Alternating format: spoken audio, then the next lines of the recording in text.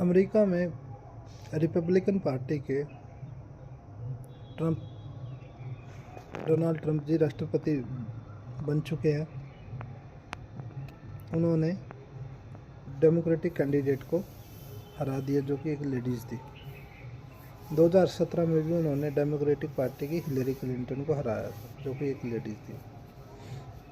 अब चूँकि अमेरिका में जो रिपब्लिकन पार्टी है जो डोनाल्ड ट्रम्प की है वो थोड़ी रूढ़िवादी मानी जावा, और डोनाल्ड ट्रम्प है उसका बिल्कुल एक जो उसकी विज़न है, जो उसकी पॉलिसीज़ हैं वो बिल्कुल क्लियर कट है। उनमें किसी प्रकार की अस्पष्टता नहीं है, बिल्कुल स्पष्टता है। ट्रम्प तो अमेरिकन फर्स्ट जो उनकी पॉलिसी है, अभी अमेरिका को प्राथमिकता देनी है, अमेरिकन नागरिक जो अमेरिकन सिटीजन है उनके इंटरेस्ट को सबसे टॉप प्रायोरिटी में रखना है।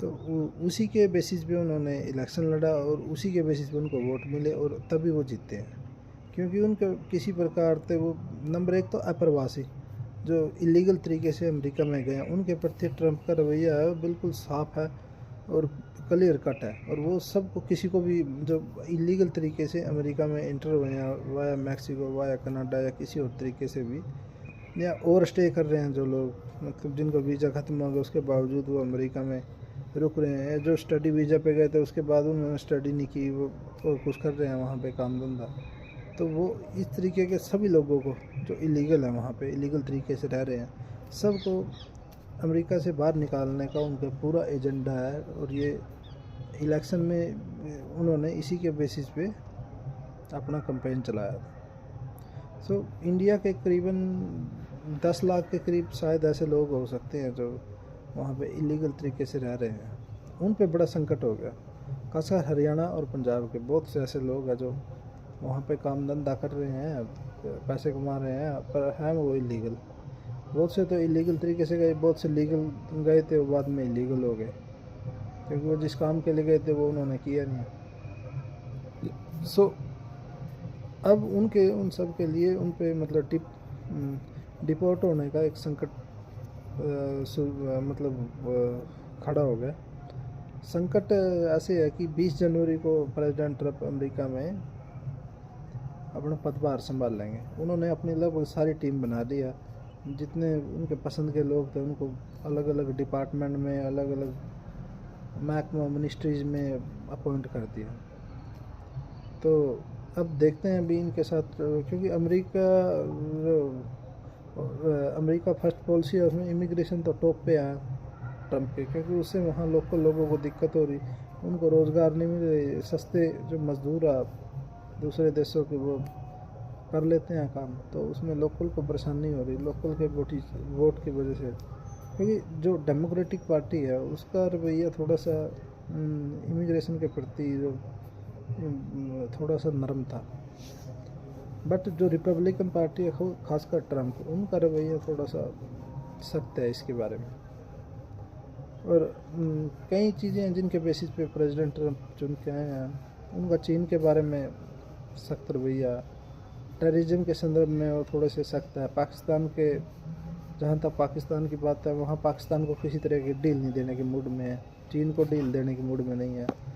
और इंडियन गवर्नमेंट के साथ तो ठीक है उनका, खासकर बीजेपी है जो दक्षिणपंथी पार्टी है उनके साथ उनका ठीक रहेगा, क्योंकि वो खुद भी ट्रम्प भी दक्षिणपंथी है।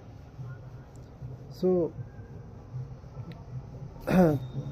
उम्मीद है कि जो इंडो पैसिफिक जो अमेरिका की फॉरेन पॉलिसी है उसमें इंडो पैसिफिक रीजन पे ज़्यादा जोर दिया जाएगा। इंडो पैसिफिक रीजन जो इंडो पैसिफिक पॉलिसी थी वो इंडिया को सेंटर में रख के पहले ट्रम्प के जो इससे पहला कार्यकाल था उसमें 16 थे, मतलब जो 20 का कार्यकाल था उसमें इंडो पैसिफिक रणनीति अमेरिका ही लेकर आया था, उसमें भारत को सेंटर भूमिका दी गई थी। साथ में ऑस्ट्रेलिया कनाडा इनकी मदद और जिनके साथ चाइना के बाउंड्री डिस्प्यूटेज है वियतनाम वगैरह, तो उसमें इंडिया को, क्योंकि इंडिया की बाउंड्री चाइना के साथ लगती है और इंडिया के पास सैनिक क्षमता भी है और आर्थिक रूप से भी ठीक है इंडिया, और बॉर्डर चाइना के साथ डिस्प्यूटेड चल ही रहा है इंडिया का शुरू से ही। तो इसमें इंडिया को सेंटर ऑफ द स्टेज मान के इंडो पैसिफिक जो एशिया पैसिफिक जो अमेरिका की पॉलिसी थी उसमें इंडो पैसिफिक इंडिया को मतलब हिंद महासागर में इंडिया को रोल है वो इंडिया को बिगर रोल दिया गया था ताकि चाइना को रोका जा सके, क्योंकि चाइना लगातार अमेरिका को चैलेंज कर रहा है। एशिया में भी कर रहा है वो और ग्लोबल प्लेटफॉर्म पे भी कर रहा है अलग अलग तरीक़ों से। तो देखते हैं, लगता तो है कि जैसे जो रणनीतिक मामले हैं उनमें अमेरिका की और इंडिया की मतलब आपस में जो मतलब रणनीतिक भागीदारी है वो और मजबूत होगी, डिफेंस रिलेशनशिप मजबूत होंगे। तो देखते हैं कि ये टेररिज्म पे, चाइना पे, पाकिस्तान को और इन मामलों को कैसे प्रेसिडेंट ट्रंप अपनी मतलब टर्म में अगले में निपटते हैं।